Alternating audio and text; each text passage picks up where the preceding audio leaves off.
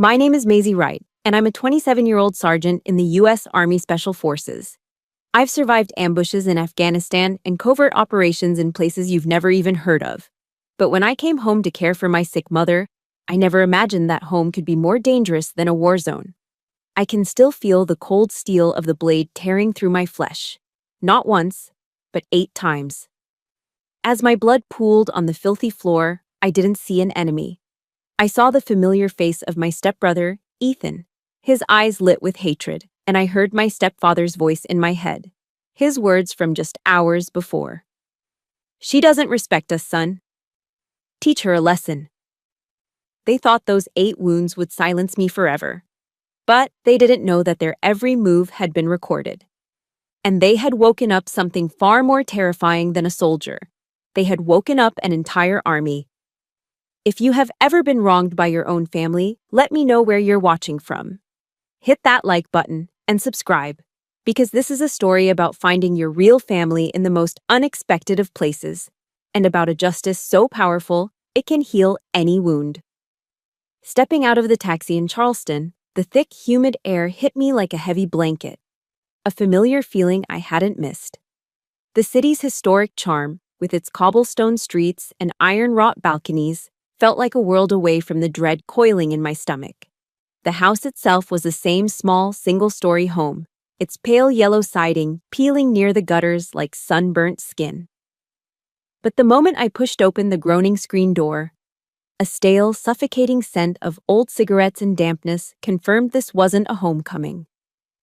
It was an infiltration. My stepfather, Gerald, was cemented in his worn-out armchair, the glow of a baseball game flickering across his impassive face. He glanced up over his reading glasses, his eyes holding no warmth, no recognition of the years I'd been away.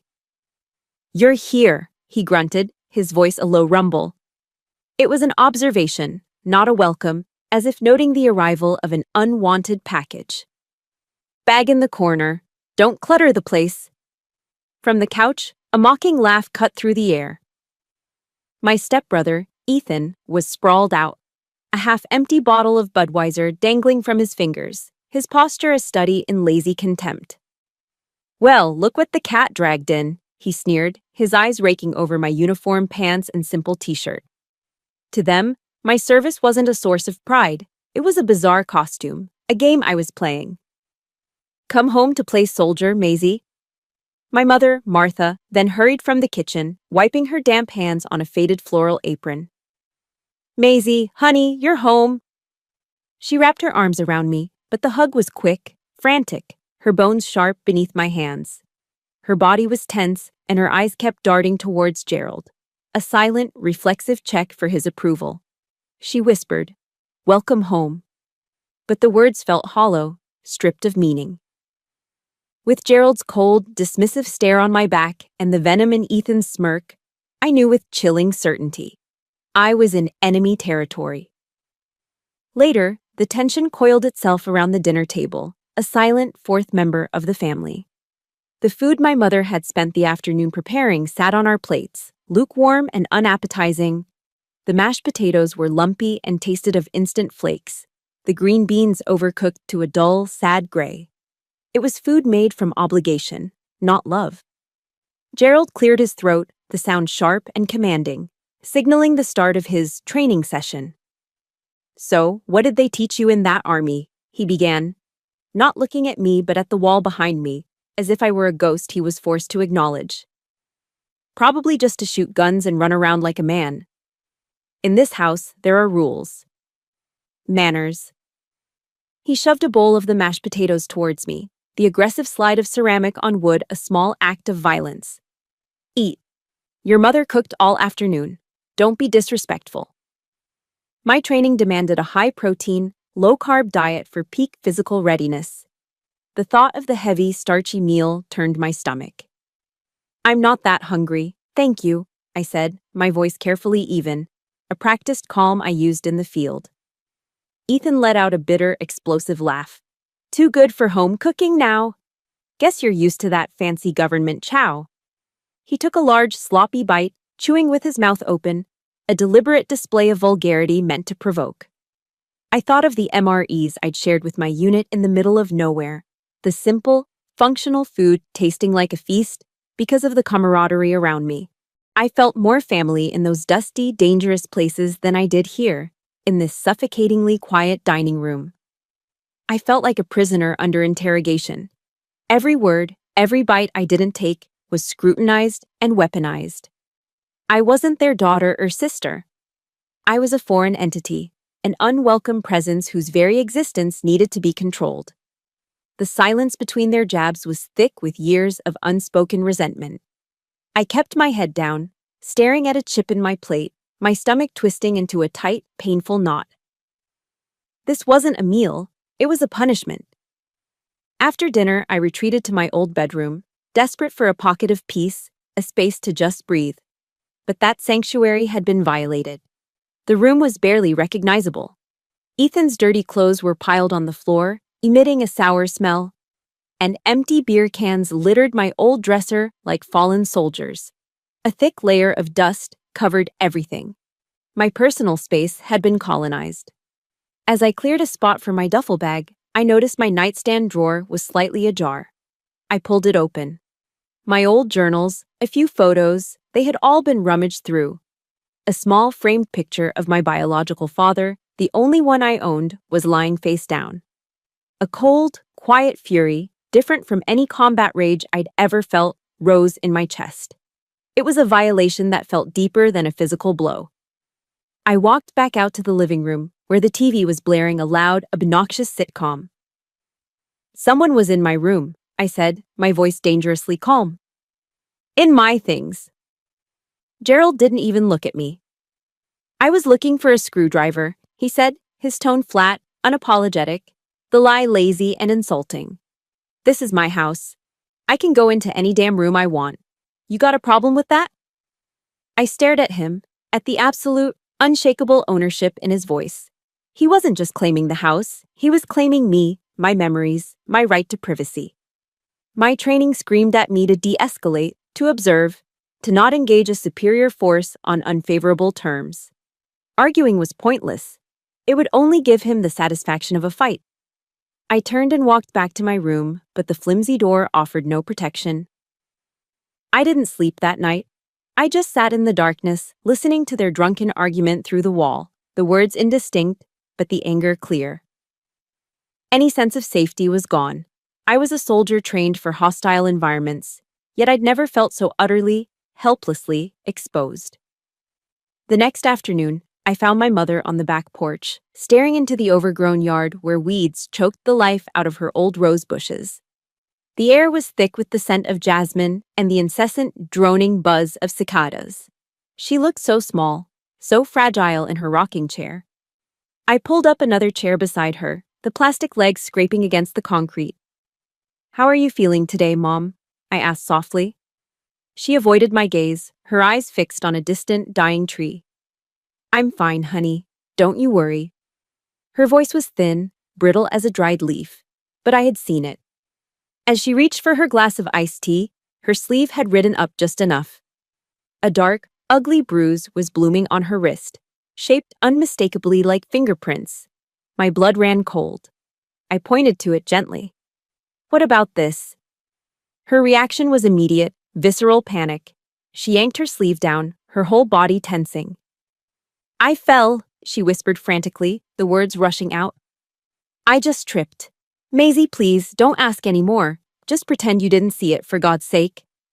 She finally looked at me, her eyes pleading with a terror that broke my heart into 1,000 pieces. "Your being here, it's already making Gerald agitated. Please, don't add fuel to the fire." Her plea was a knife in my gut. It wasn't a request for silence to protect herself. It was a command for my compliance to appease him. She was asking me to become invisible, to deny my own eyes, to maintain a toxic, fragile peace. Looking into her terrified eyes, I saw the devastating truth.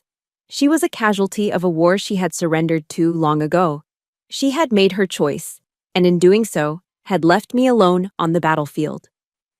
I sat there in the stifling quiet, the rhythmic creak of her rocking chair counting down the seconds to a disaster I could feel in my bones.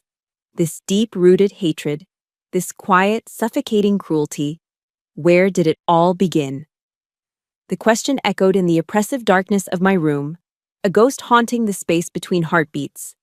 Where did it all begin? My mind, a trained instrument designed to analyze threats and trace their origins, didn't have to search far. It flew back through the years, landing with a sickening thud on one specific day.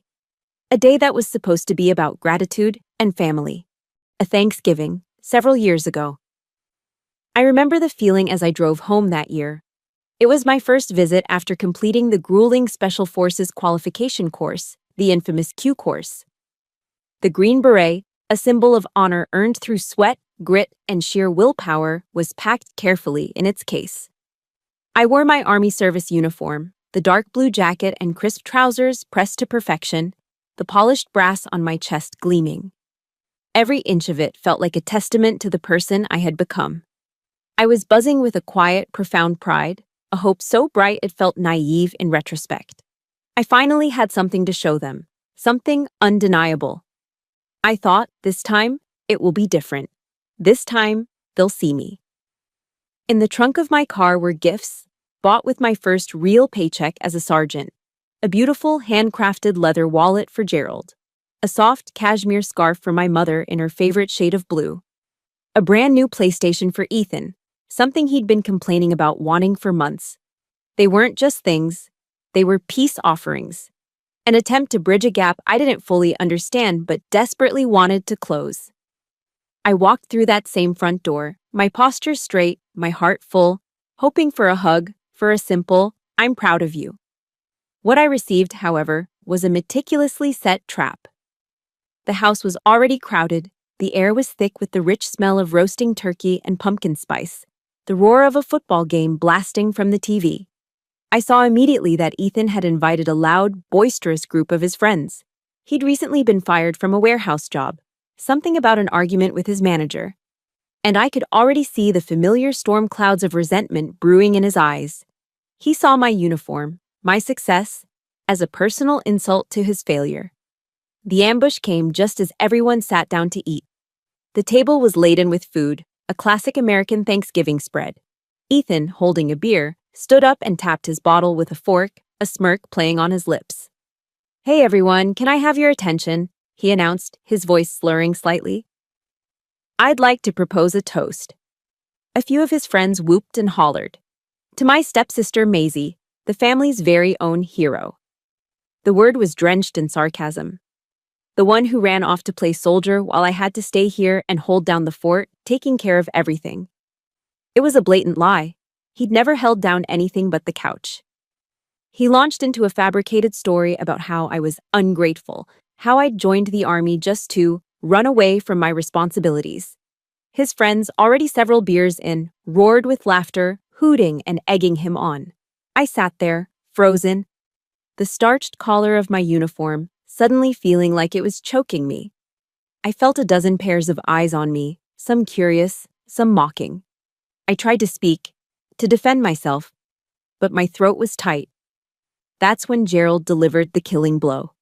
He rose slowly from his chair at the head of the table, placing a heavy paternal hand on Ethan's shoulder in a clear gesture of alliance. "The boy's right," he said, his voice carrying over the chatter, silencing the room. He surveyed the guests, a self-satisfied patriarch. "Men build the house, and women make the home. This one," he said, gesturing at me with a dismissive flick of his hand, "she'd rather go off and build who knows what." Then he turned his full attention to me, his eyes cold and filled with a deep, unsettling contempt, raked over my uniform, my very being. "You look at yourself in that thing," he spat, his voice low and dripping with scorn. "You're not quite a woman, and you're not quite a man. You're an embarrassment to this family." The words struck me with the force of a physical slap. The air was sucked out of the room. For a heart-stopping second, there was dead silence. And then, it started. A snicker from one of Ethan's friends, a quiet giggle from a cousin. Soon, the silence broke, and the room was filled with the quiet, cruel sound of muffled laughter. My face burned with a humiliation so hot and absolute it felt like it would melt my skin. Tears welled in my eyes, but I refused to let them fall. I just stood there, a statue in a uniform that suddenly felt like a fool's costume, my greatest achievement twisted into a public spectacle of shame. If you have ever had your biggest accomplishment, the thing you were most proud of, thrown back in your face by someone who was supposed to support you, hit that like button and comment, "I stand with Maisie," below. Let's show them what real support looks like. Later that night, long after the guests had left and the fake laughter had faded, I saw the gifts. They were in a corner by the back door, piled on top of a trash can, unopened. The pretty wrapping paper was still intact. The bows I'd so carefully tied, still perfect. They hadn't even bothered. The final insult came when I walked into the kitchen. Ethan was there, showing off for my mother. He had taken my green beret, my sacred, hard-won green beret, and was wearing it on his head at a jaunty, idiotic angle, prancing around the kitchen like a clown. And my mother. She was just standing there, a weak, tired smile on her face, the way someone smiles at a misbehaving child they're too exhausted to correct. A surge of pure, cold rage went through me. I stalked across the room and snatched the beret from his head. It was more than a hat, it was a symbol of every mile I'd run, every obstacle I'd overcome, every brother in arms I had sworn to protect. He shoved me back, hard. "Who the hell do you think you are?" he snarled, his face inches from mine, his breath sour with beer. "In this house, you're nothing." That memory, seared into my brain, played back in the darkness of my room now. It provided the answer to my question. The hatred wasn't new. It had been there all along, a festering wound deep in the foundation of this family. My return, my very presence, hadn't caused it. It had just given them a reason to finally let it bleed. The walls of that house were closing in. Every passing hour spent under Gerald's scrutinizing gaze and Ethan's simmering hostility was a fresh assault on my senses. The air itself felt thin, stripped of oxygen, replaced by a toxic blend of resentment and control. I had to get out. It wasn't a desire, it was a tactical necessity. My training had taught me to recognize an untenable position, and this house, my childhood home, had become just that. I grabbed my car keys, needing no other excuse than the preservation of my own sanity. I drove into the heart of historic Charleston, letting the familiar grid of streets guide me toward the sea. I parked and began to walk, my boots making a solid, reassuring sound on the uneven cobblestones of the old streets. The city was a living postcard, with its pastel-colored houses standing shoulder to shoulder, their ornate, iron-wrought balconies draped in cascades of bougainvillea. I breathed in deeply, pulling the salty, briny air from the harbor deep into my lungs, trying to flush out the stale, suffocating atmosphere of the house. The cry of the gulls and the distant horn of a ship were a symphony of freedom, a soundscape that began to slowly drown out the echo of their cutting words. On a whim, I stopped at a small corner store and bought a large sweet tea, the plastic cup sweating instantly in the humid afternoon. At home, Gerald had declared it unhealthy sugar water, another small, pointless restriction designed to exert control. But out here, under the wide-open Carolina sky, the icy, syrupy sweetness tasted like a small, private victory. It was a minor act of rebellion, a quiet declaration that I was still my own person. I savored each sip, feeling the cold liquid wash away some of the tension, granting me a precious, fleeting moment of peace. I found myself on King Street, the city's bustling main artery of shops and cafes. Tourists ambled along, their cameras clicking, their laughter light and carefree. For a few minutes, I allowed myself to just blend in, to be an anonymous face in the crowd, a soldier on leave enjoying a peaceful afternoon. But a soldier is never truly off-duty. My senses, honed by years of navigating hostile environments, are always scanning, assessing, listening. And as I passed a high-end boutique, my internal alarm system, the one that had kept me alive in dusty back alleys halfway across the world, suddenly blared a silent, urgent warning. My eyes snapped to a scene unfolding just ahead. An older man sat in a wheelchair, a faded U.S. Marine Corps cap perched on his head. His path was blocked by a trio of young men, their swagger fueled by cheap beer and an arrogant sense of entitlement. They were jeering at him, their laughter loud and ugly. One of them, the clear ringleader with a cruel smirk, leaned down and mocked the man's hat.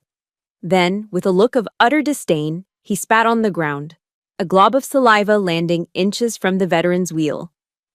I watched the crowd. People saw it.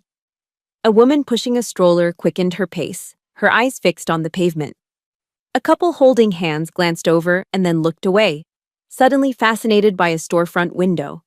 Their silence, their collective decision to pretend nothing was happening, was a different kind of violence.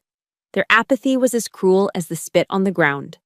They were leaving a man, a Marine, to fight a battle alone.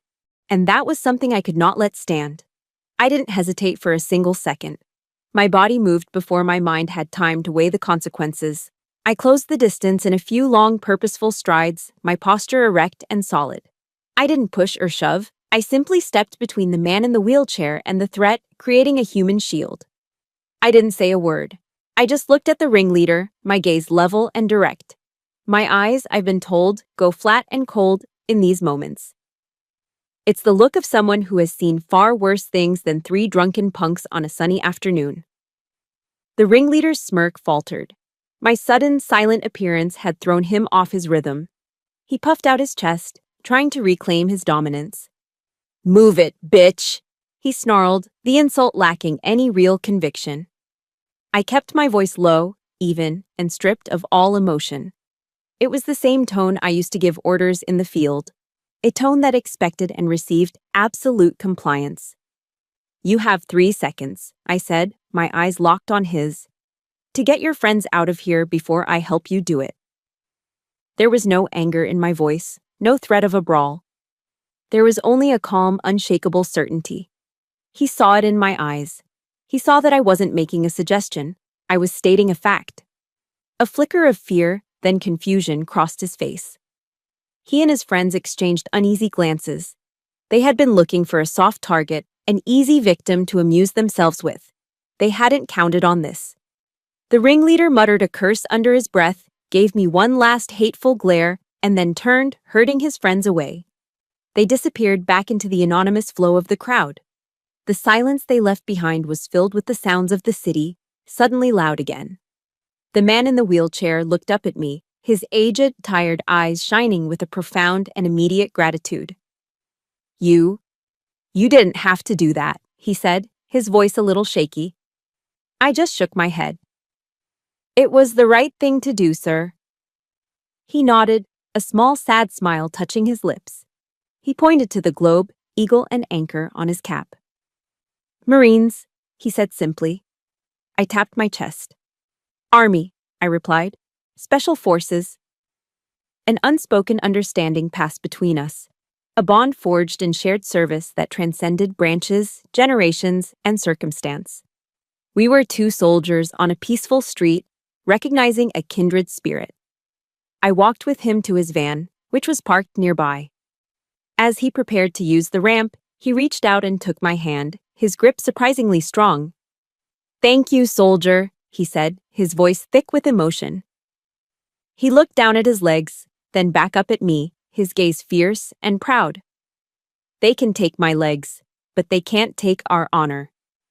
His words hit me with the force of a physical blow, but in the best way possible. Honor. It was the very thing I felt was being stripped from me in that house, the thing Gerald and Ethan were trying to grind into dust with their words and their contempt. This stranger, this brother in arms, had just handed it back to me, whole and untarnished. He saw me, not as a freak or an embarrassment, but as a soldier, as an equal. I left him with a nod and a semper fi, a sign of respect he returned with a quiet, "Hoo-ah." I walked back to my car feeling stronger, taller, my purpose reaffirmed. His words had been a shield, reminding me of who I was and what I stood for. The feeling of empowerment carried me all the way home. But as I pulled into the driveway, my heart sank. The shield. Robert's words had given me began to crack. Ethan was sitting on the porch steps, waiting. A half-empty bottle of whiskey was planted between his feet, and as he looked up at me, his eyes were cold and dark, promising a night that would be anything but peaceful. The moment I stepped back inside, the fragile shield of Honor Roberts' words had given me shattered into a million pieces. The house was frighteningly silent. Not peaceful, but the heavy, loaded silence of a battlefield after the shooting has stopped. The air was thick with unspoken judgment. In the dining room, the table was cleared. 3 plates, 3 sets of silverware, all washed, dried, and put away. A ghost of a meal that I was never a part of. I walked into the kitchen, a knot of dread tightening in my stomach. On the stove, a pot of leftover mashed potatoes sat cold and congealed. A few scraps of roast beef were left on a plate, covered carelessly with plastic wrap. My punishment for the crime of defending a fellow veteran, for the crime of existing outside their control, was this: exclusion. The most ancient and cruelest of weapons. They had made me invisible, erased me from the evening, from the family. A gnawing hunger clawed at me, but it wasn't for food. It was the desperate, aching hunger of a soul that has been utterly and completely abandoned. Gerald emerged from the living room, his face a mask of cold indifference. He didn't raise his voice. He didn't have to. His tone was as chilling as the food on the stove. "You chose to wander the streets instead of having dinner with your family," he stated, as if reading from a verdict. "Now you can fend for yourself." Through the doorway, I could see my mother hovering, her silhouette a study in fear. She wouldn't meet my eyes. She had chosen her side, or rather, fear had chosen it for her. I turned without a word and went to my room, closing the door behind me. The silence in here was different. It was my own. But it offered no comfort. The emotional shrapnel from the evening's encounters began to do its work.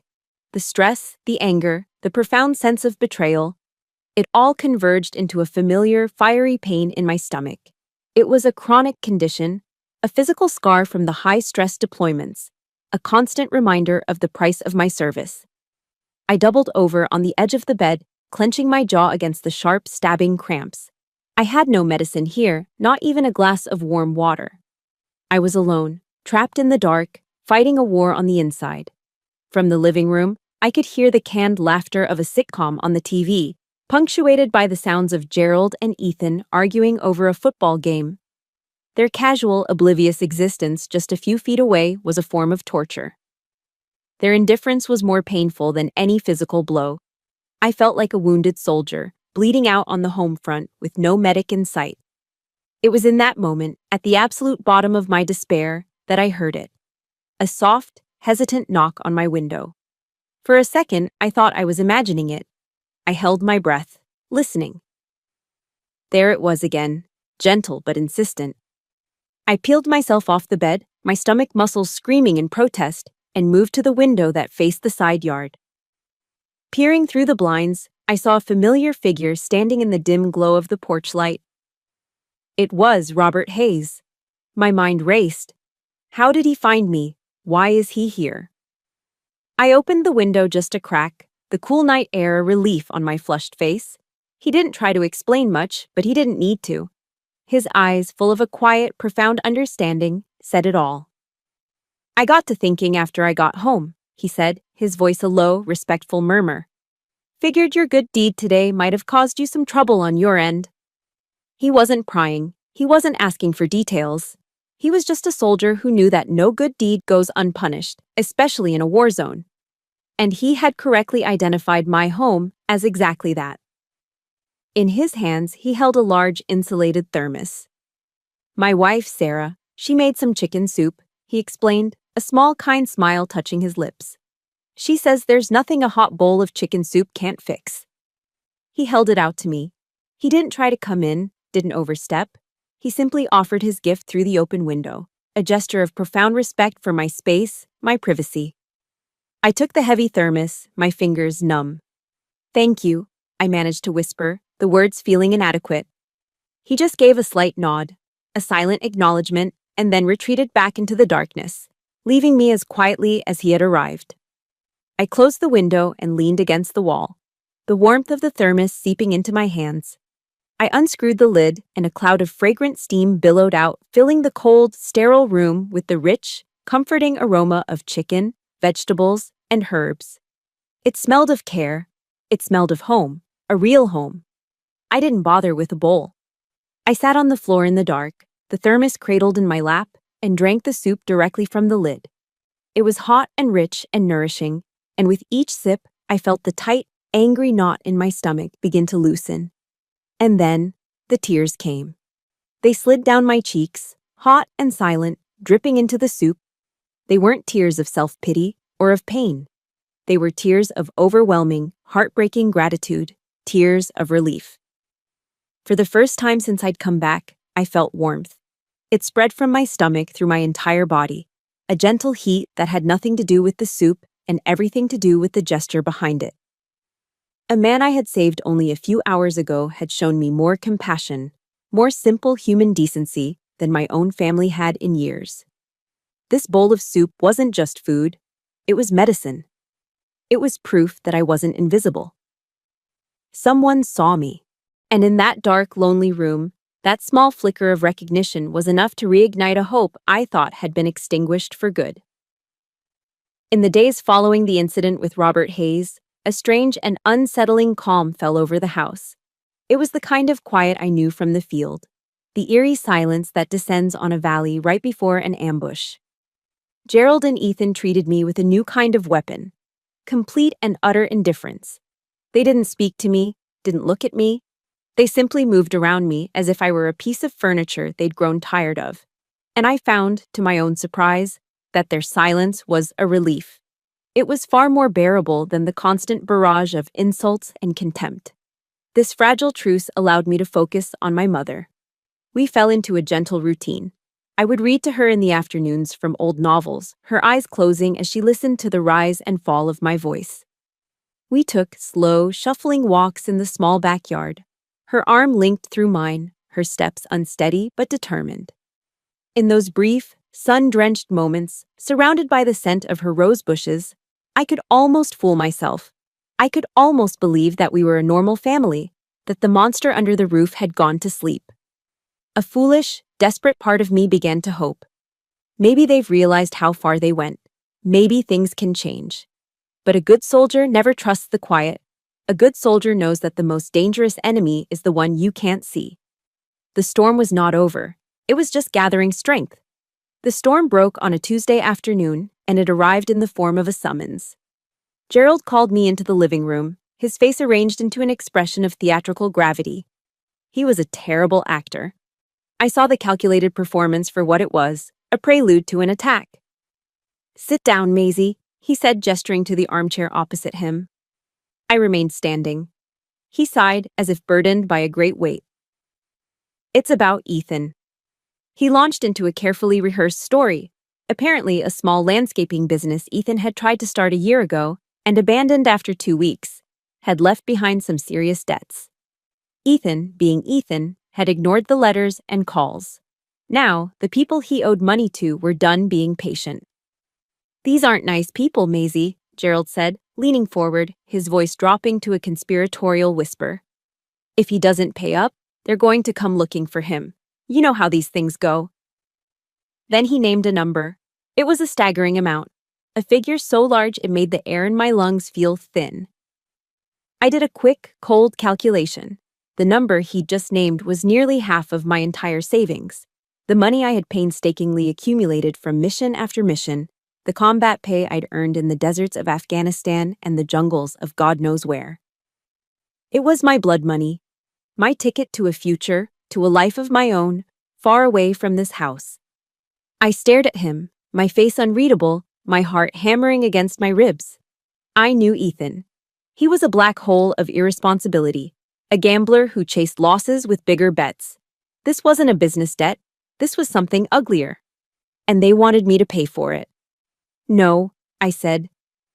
The word was quiet, but it landed in the silent room with the force of a grenade. Gerald's mask of concern didn't slip, but his eyes hardened. This was the part of the negotiation he'd been waiting for. He leaned back, ready to deploy his heavy artillery, emotional blackmail. "Maisie, Maisie," he sighed, shaking his head with mock sadness. "This is what family is for. We help each other. You've been away, serving your country, making good money. Your brother, he's had a rough time. He's in trouble. Are you really going to turn your back on him? On your own family? He let the words hang in the air before delivering the next volley. Think about your mother. She doesn't know the details, of course, I've protected her from that. But if she found out her son was in danger, that his own sister refused to help him, the stress, the disappointment, it would crush her. Do you really want to put her through that? Do you want to be responsible if her heart gives out? Every word was a precision strike, aimed at the weakest points in my armor, my sense of duty, my loyalty, my love for my mother. He was twisting my own values into weapons to be used against me. He was trying to make my refusal to enable a grown man's destructive behavior into an act of cruel, selfish, matricidal negligence. I could feel the walls of his trap closing in, the air growing thick with guilt and obligation. But I held my ground. The soldier in me took over. I analyzed his tactics, his strategy. I saw the weakness in his position. He was relying on a version of me that no longer existed, the little girl who was desperate for his approval. My money is not for Ethan's mistakes, I said, my voice as steady as my gaze. That's when the performance ended.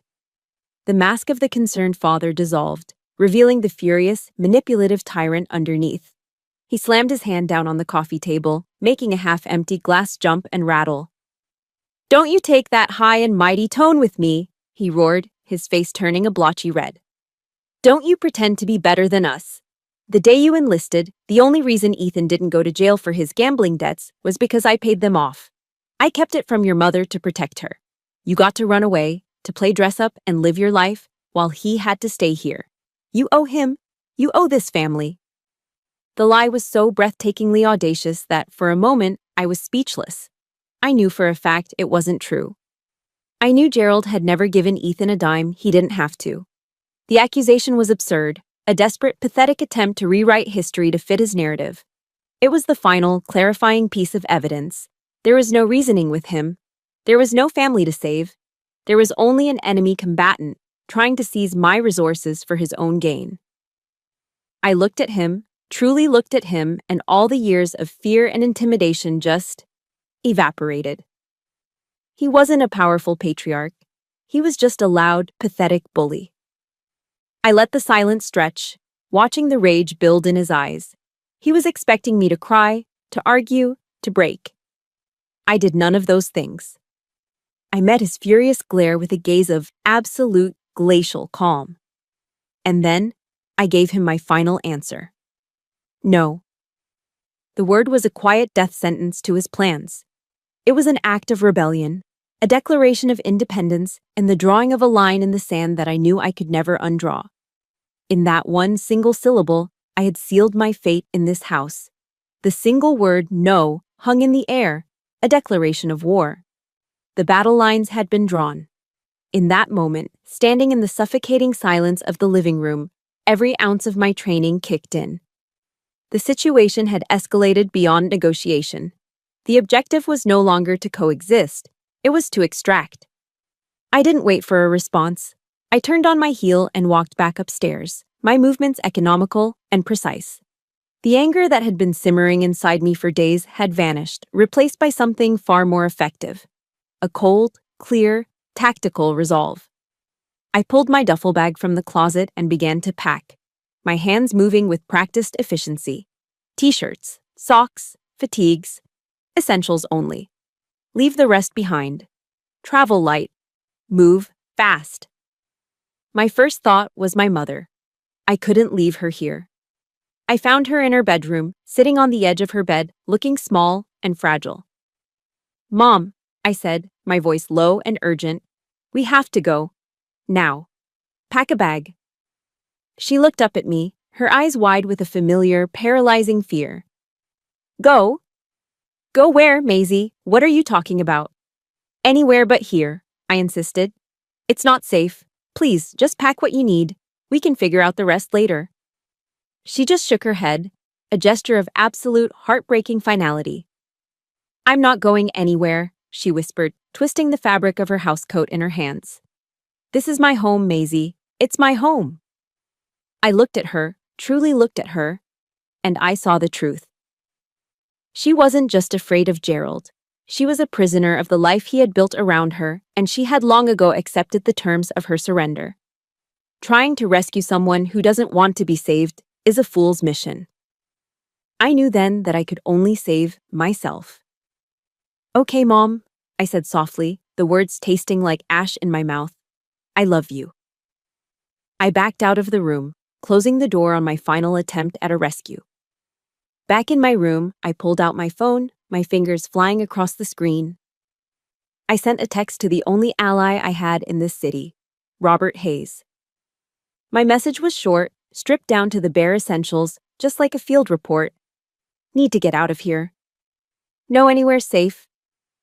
As I was zipping my bag, forcing the last of my gear inside, their voices drifted up from the living room, seeping through the cheap wood of my bedroom door.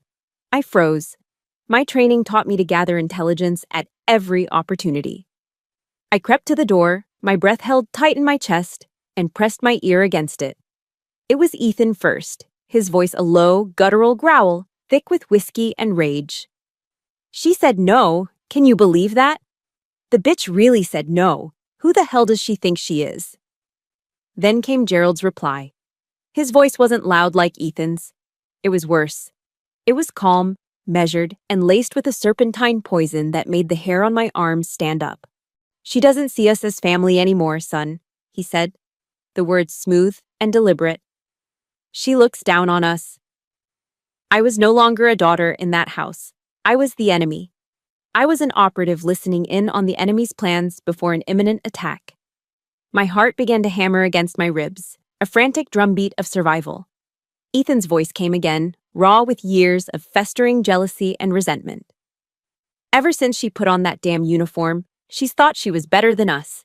She's out there protecting some damn stranger in the street, but she won't help her own brother." There was a pause, a heavy, chilling silence that seemed to stretch for an eternity. And then Gerald spoke the words that I quoted in the beginning of my story, the words that would be burned into my memory forever. His voice dropped even lower, becoming a venomous, intimate whisper meant only for his son. "She doesn't respect us, son. Teach her a lesson." The command was so simple, so devoid of emotion, it was like he was ordering a pizza. My blood ran cold. This wasn't just angry talk anymore. This was a directive, a kill order. Another beat of silence, then Ethan's reply, and the sound of it made me want to vomit. His voice was no longer angry. It was filled with a sick, twisted glee, the sound of a predator finally being let off its leash. "I understand, Dad," he said, his tone almost cheerful. "A lesson she'll never forget." My heart stopped. My training, my instincts, every fiber of my being screamed one word: danger. This was a direct, credible threat. The mission parameters had changed. This was no longer an extraction. It was an escape. If you have ever had that cold, sinking feeling in the pit of your stomach, that primal instinct telling you that you are in real danger, hit that like button and comment, "Trust your gut," below. Because sometimes it's the only thing that can save you. I had to move. Right now, I needed to get to my car and drive. But my mind raced through my supplies. I had nothing. No water, no food for the road. The nearest 24/7 convenience store was just a few blocks away. A quick stop just to grab the essentials, and then I'd be gone. My phone buzzed in my hand, a lifeline in the suffocating darkness. It was a reply from Robert. "Come to my place, now." The doors unlocked. Relief washed over me, a tiny pinprick of light in an ocean of terror. I had a destination. I had a safe house. I took a deep, steadying breath, the way I did before breaching a door. I slung my duffel bag over my shoulder, opened my bedroom door, and stepped into the hallway. I moved with a practiced silence, my steps light on the creaking floorboards. As I reached the bottom of the stairs, I had to walk past the living room to get to the front door. I could feel their eyes on me. I didn't look at them, but I could feel the weight of their gaze, the sheer malevolence pouring out of them. They were completely silent. The TV was off. They were just sitting there in the dim light, watching me. It wasn't the look of anger anymore. It was something far, far worse. It was the calm, patient, deeply satisfied look of a pair of predators who had just watched their prey walk, knowingly and willingly, straight into the jaws of their trap.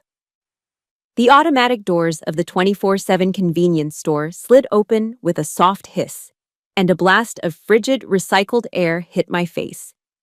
The transition from the humid Charleston night to the sterile, fluorescent-lit interior was jarring.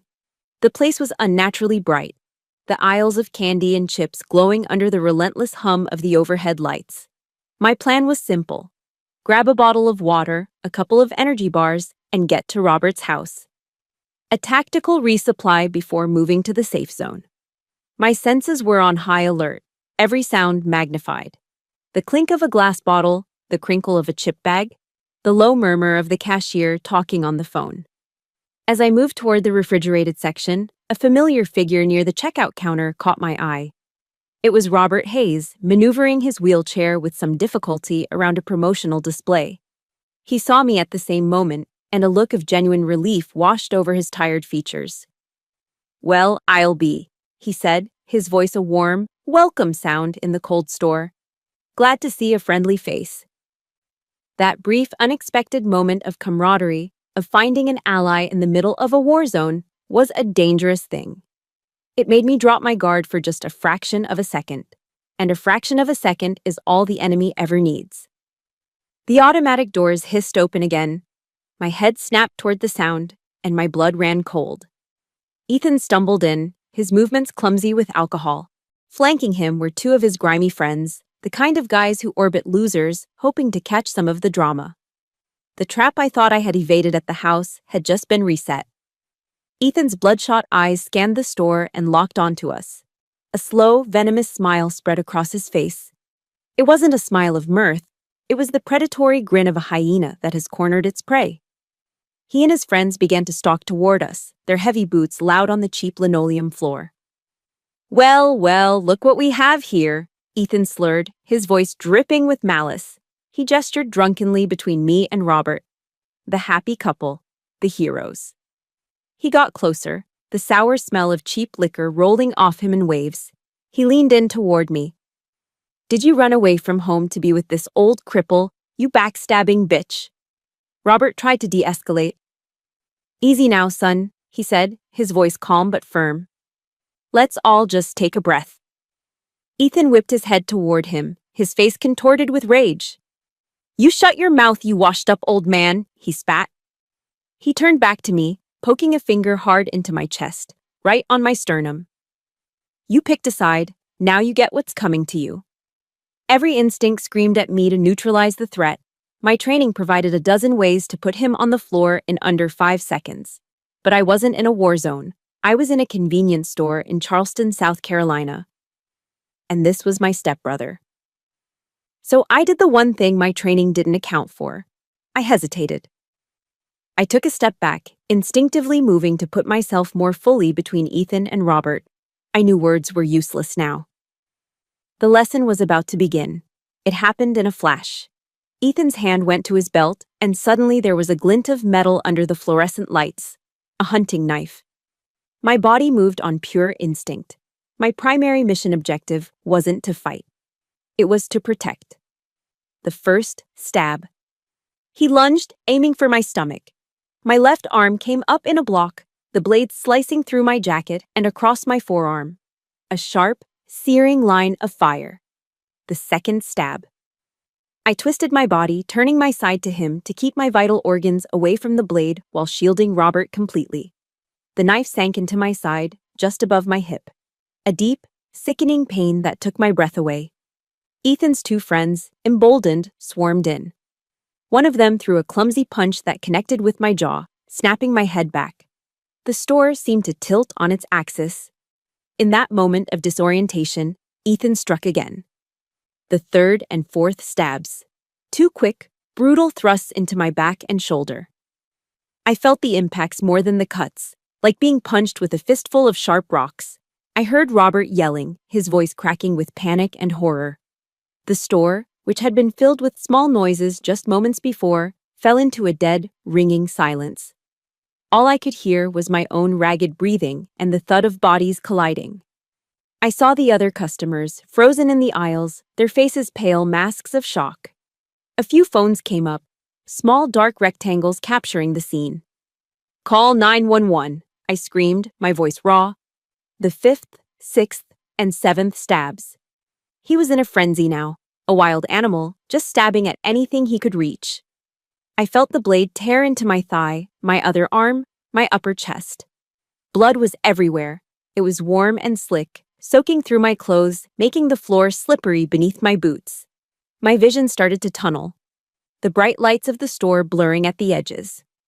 But I didn't fall. I braced myself, my feet planted, my body a living shield. I would not let him get to the man behind me. The eighth and final stab. He put all his weight behind this one. The blade plunged deep into my abdomen. It wasn't a sharp pain this time. It was a deep, catastrophic tearing, a white-hot agony that seemed to obliterate everything else. The strength went out of my legs. The sight of the blood, so much of it, finally seemed to penetrate Ethan's drunken haze. His eyes widened in panic. He looked at the knife in his hand as if seeing it for the first time. He and his friend scrambled backward, turned, and bolted out the door, leaving a deafening silence in their wake. My knees buckled. The world tilted, this time for good. I crumpled to the floor, the cold of the linoleum a shock against my skin. Robert was there instantly, his hands pressing down on my wounds, trying desperately to stem the bleeding. "Stay with me, soldier, stay with me," his voice pleaded, sounding distant and distorted, like it was coming from the end of a long tunnel. "Don't you give up!" I tried to focus on his face, but it was just a blur.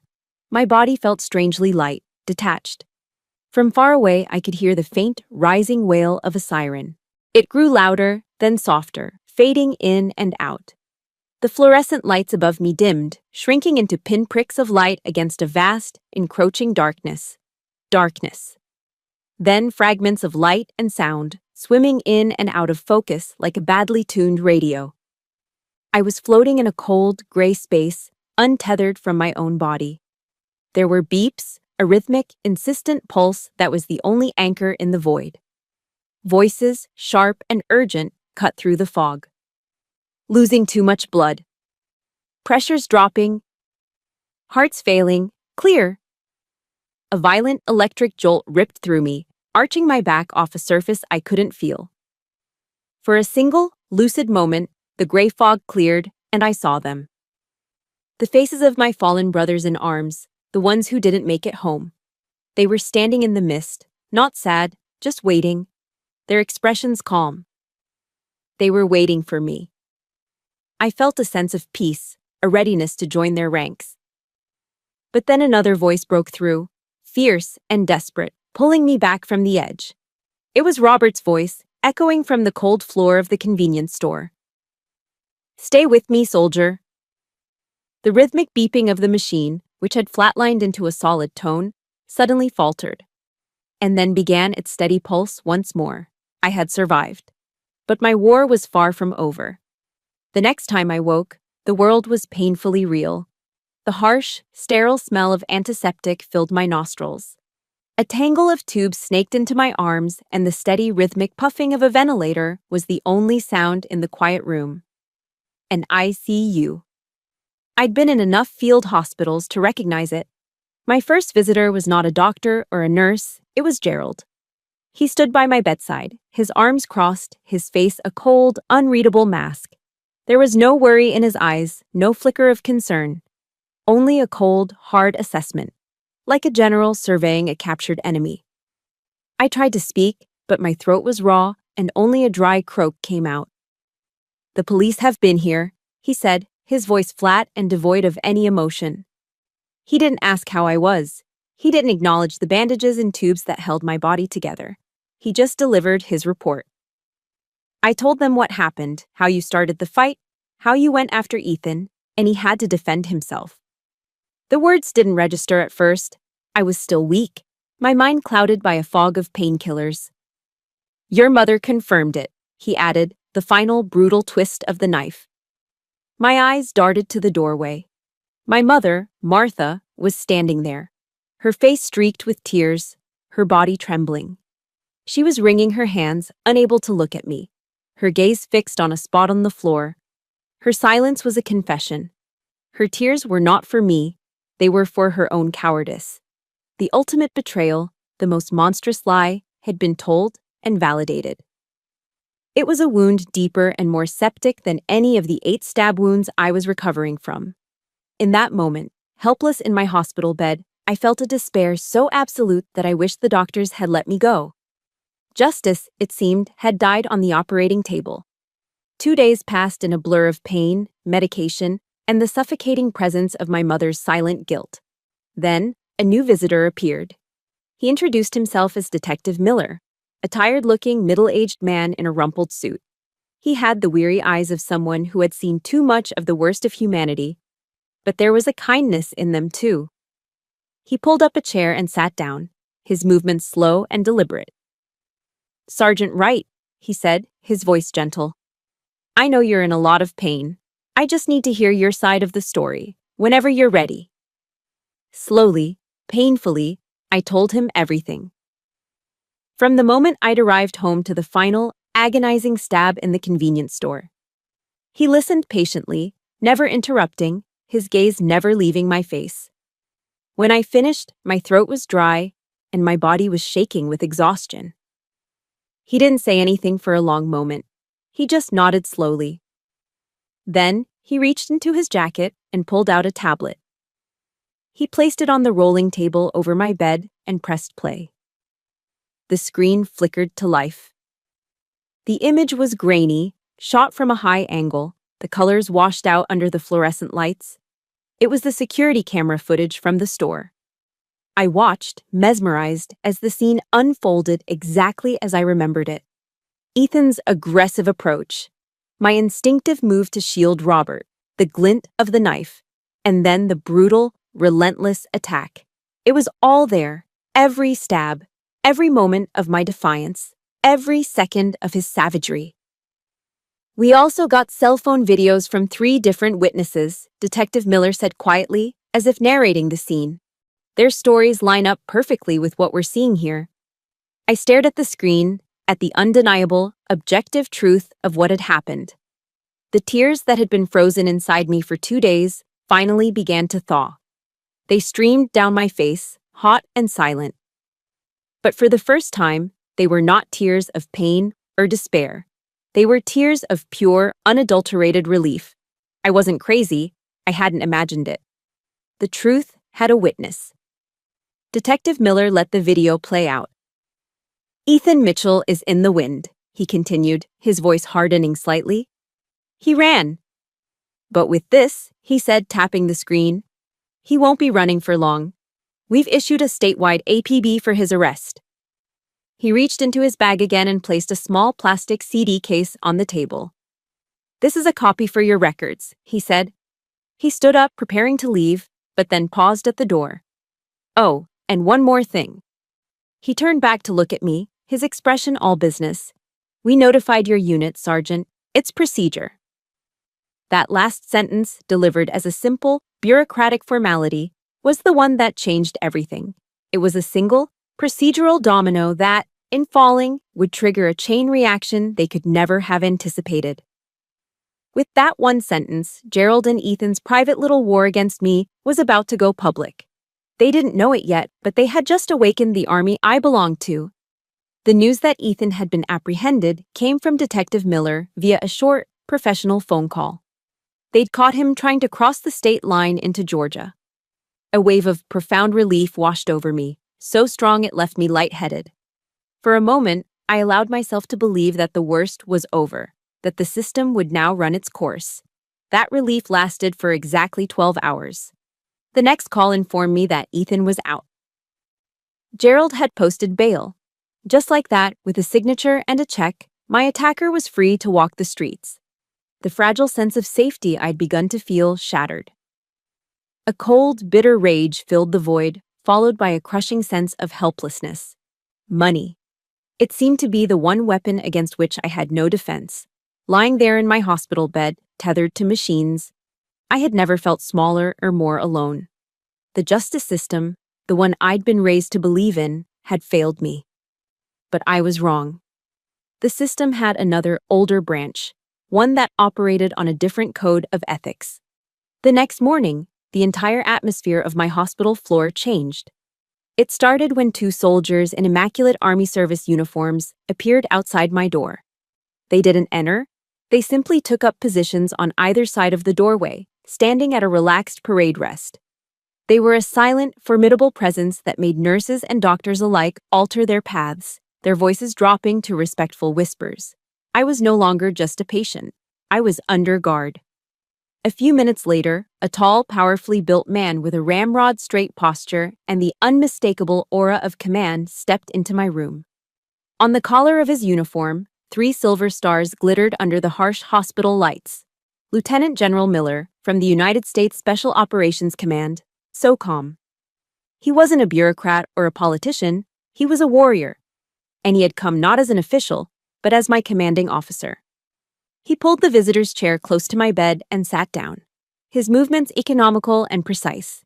His presence filled the small room. But it wasn't intimidating, it was reassuring. "Sergeant Wright," he said, his voice a deep, calm baritone that held a quiet authority. He looked directly at me, his gaze steady and clear. "We've seen the video." He paused, letting the words sink in. "You acted in accordance with the highest traditions of a Green Beret. You protected an innocent, even when off-duty, at great personal risk. You did us proud." Tears sprang to my eyes, hot and sudden. To hear those words from this man was a validation so profound it almost hurt. It was the recognition I had craved from my own family, a recognition they had twisted into a joke. General Miller continued, his voice hardening almost imperceptibly. "An attack on one of our soldiers is an attack on all of us. Your stepfather's family may have money, Sergeant, but we have something else. We have honor." He leaned forward slightly, his gaze intensifying. "From this moment forward, you are not alone in this fight. The United States Army is standing with you." Before he left, he reached into his pocket and placed a heavy, ornate coin on my bedside table. It was his challenge coin, the SOCOM insignia embossed on the burnished metal. In our world, receiving a commander's coin is a sign of profound respect, a tangible symbol that you are part of the tribe, part of a family bound not by blood, but by a shared oath and sacrifice. I picked it up, the cool, solid weight of it a comfort in my palm. It was a promise, it was a shield. The general's visit was a quiet earthquake, and the aftershocks spread with astonishing speed. News of what happened to a Green Beret on American soil at the hands of her own family, and the subsequent visit from a 3-star general rippled through the military and veteran communities like wildfire. The story was no longer about a domestic dispute, it was about honor. A few days later, I was strong enough to sit up in the chair by the window. The nurse had just left when I noticed a gathering on the hospital lawn below. At first, it was just a few people, then a few more. Within an hour, there were at least 50 of them. They were veterans. I saw the leather jackets of the Marines, the windbreakers of the Navy, the field jackets of the Army, and the blue of the Air Force. Robert Hayes was there, front and center in his wheelchair, his Marine Corps cap held proudly in his lap. They weren't protesting. They weren't holding signs or shouting slogans. They were just standing. A silent, disciplined, unmovable formation. An army of honor, standing a quiet vigil for one of their own. They stood there for hours, a silent, powerful testament to a code that Gerald and Ethan could never comprehend. You do not leave your wounded behind. Reporters started to arrive, their cameras and microphones held at a respectful distance. The story was officially out. It was on the local news, then the national blogs. The quiet giant of the American military community had been awakened. Gerald and Ethan had wanted to teach me a lesson, to put me in my place and remind me that I was nothing. But in their arrogant, petty cruelty, they had forgotten one crucial detail. They may have thought they were fighting one lone, broken soldier. They had no idea they had just picked a fight with the entire United States Armed Forces. The day of the verdict, the courtroom was packed to the rafters, a silent, tense sea of opposing forces. On one side, my side, the gallery was a solid wall of dress uniforms and proud, stoic faces. Active duty soldiers sat shoulder to shoulder with veterans, their presence a quiet, unshakable testament to the code we all shared. Robert Hayes was in the front row, wearing his own Marine Corps dress blues, his back as straight as his wheelchair would allow. On the other side sat a sparse collection of Gerald and Ethan's acquaintances, looking uncomfortable and out of place. Ethan and Gerald sat at the defendant's table, looking small and pathetic under the weight of the state's prosecution. The trial had been swift. The prosecution's case was simple and devastatingly effective. When the lead prosecutor played the security camera footage on the large screens, a collective gasp sucked the air out of the room. The grainy, silent video was more powerful than any testimony. It showed the unvarnished truth, the provocation, my defense of Robert, and the brutal, relentless violence that followed. The jury was captivated, their faces a mixture of horror and disgust. But the final, fatal blow to their defense came from the most unexpected of sources: my mother.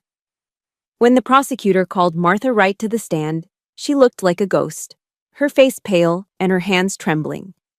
Gerald shot her a look of pure venom, a silent threat across the courtroom. But for the first time in her life, she didn't flinch.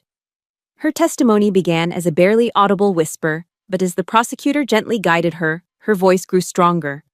She recounted the events of that night, her words painting a damning picture of Gerald's manipulation and Ethan's seething rage. The prosecutor asked the final question. "Mrs. Wright, did you hear your husband, Gerald, say anything to your son, Ethan, before your daughter left the house that night?" My mother took a deep, shuddering breath. She looked past Gerald, past Ethan, and for the first time in years, she looked directly at me. Her eyes were filled with a universe of pain and regret. "Yes," she said, her voice cracking as a sob broke through. He told him to teach her a lesson." The words hung in the air, an admission of guilt that sealed their fate. She broke down completely then, her body shaking with uncontrollable sobs of a woman who had finally chosen truth over fear. The jury was out for less than an hour. The foreman, a stern-faced woman with tired eyes, handed the verdict to the bailiff. The room was so quiet I could hear my own heart beating in my ears. The foreman cleared her throat and read the verdict. For Ethan Mitchell, on the charge of attempted murder, guilty. For Gerald, on the charges of conspiracy and incitement to violence, guilty. A wave of relief so powerful it almost buckled my knees washed over me. The sound of the judge's gavel striking the wood was the sweetest sound I had ever heard. It was the sound of the end. It was the sound of justice.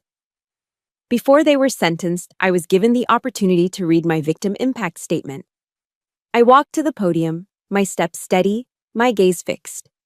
I didn't look at them. I didn't waste a single glance on the two men who had tried to destroy me. Instead, I looked at Robert Hayes. I looked at the soldiers and veterans who had filled the courtroom for me every single day. I looked at my real family. "The oath a soldier takes is to support and defend," I began, my voice clear and strong, carrying to every corner of the room. "That oath doesn't come with an expiration date. It doesn't apply only on a foreign battlefield. It applies in a convenience store. It applies on a quiet city street. It applies in your own home." I finally allowed my eyes to drift over to them, not with hatred, but with a cold, final pity. "You tried to take my life," I said. "You failed. You tried to take my honor. You failed. The only thing you ever managed to take from me was my silence." As the bailiffs led them away in handcuffs, Ethan to serve 15 years, Gerald to serve 5, I didn't feel triumph. I just felt a profound, limitless sense of peace. The war was finally over. My recovery, both physical and psychological, was the hardest mission I've ever undertaken. But this time, I wasn't alone. The Army provided the best therapists, specialists who understood the unique intersection of combat trauma and personal trauma. Robert Hayes became my closest friend, my confidant. We would meet for coffee, attend veteran support group meetings together, and talk for hours. Two old soldiers healing from different wars. It was in one of my therapy sessions that I had a breakthrough. I was talking about the anger, the feeling of being at war in my own home, when a memory surfaced. My grandmother, a deeply religious woman, used to read the Bible to me.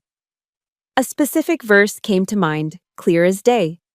Blessed are the peacemakers, for they will be called children of God. And in that moment, I understood. My actions in the convenience store, in the courtroom, in my own life, they weren't about making war. They were about making peace. You don't create peace by being passive. You create it by standing up to violence, by shielding the innocent, by stopping the chaos. That realization settled something deep in my soul. It gave me a new mission. A year later, the physical scars remained, a faint, silvery map of that night's violence, but the internal wounds had begun to heal. I knew I couldn't go back to the battlefield. My fight was here now.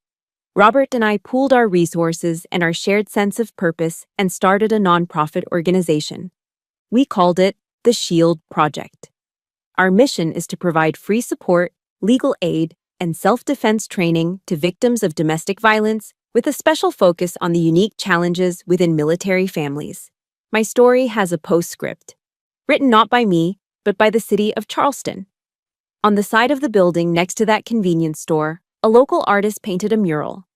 It's a striking, powerful image of a female soldier in uniform, standing with her arms outstretched, shielding an older man in a wheelchair from the shadows. It has become a landmark, a symbol of hope and defiance. Sometimes I drive by and look at it. I see the woman I was and the woman I have become. My story, the one that began with so much pain and betrayal, is over. But my legacy, our legacy, is just getting started. Thank you for listening to my story. Sharing this wasn't easy, but it was necessary. My battle ended in a courtroom and found its purpose in the Shield Project. But I know that many of you might be fighting your own, quieter wars every day. This channel is a place for stories like mine, stories of survival, resilience, and finding the strength to stand up when you've been knocked down. If you believe in the power of these stories and want to be part of a community that understands, please like this video and subscribe. Remember, your voice is your weapon and your honor is your shield. Never let anyone take them from you.